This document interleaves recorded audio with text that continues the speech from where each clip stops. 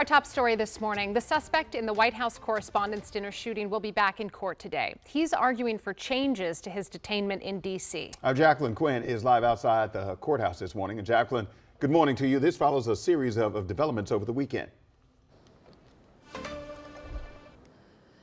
Yeah, good morning. So 31-year-old Cole Allen has been released from solitary confinement from D.C. jail. However, he still remains there. His defense team had been arguing for these changes today. He'll be back in court at noon, and a judge will be weighing in on whether these restrictions are necessary or excessive. But here's what his team is arguing. His defense attorneys pushed for his removal from so-called suicide precaution after multiple evaluations found no signs of suicidal ideations. Now, they say Allen was being held in a padded safe cell under 24-hour lockdown with constant light, limited human contact, and no access to phone calls, visits, or even materials from his attorneys. His legal team is calling that a rights violation, but prosecutors are expected to push back here, pointing to the seriousness of the case and evidence, they say, confirms Allen's intent was to assassinate the president.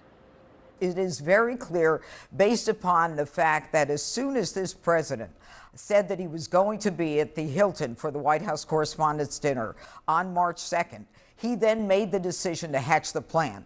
We have a lot of evidence that indicates his intent.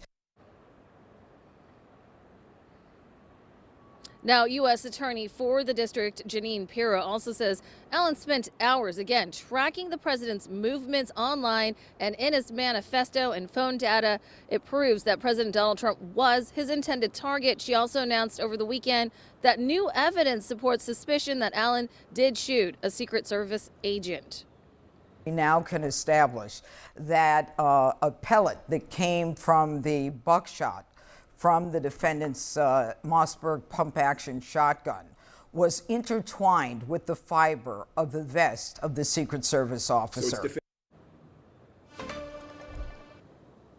Now, again, right now, Allen remains at the D.C. jail complex. He's charged with an attempt to assassinate the president, as well as 2 firearms charges.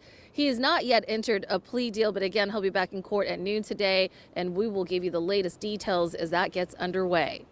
Right, for now, I'll send it back to you guys. For the assassination charge alone, he very well could be looking at life in prison. Jacqueline Quinn following this story for us this morning. Thank you.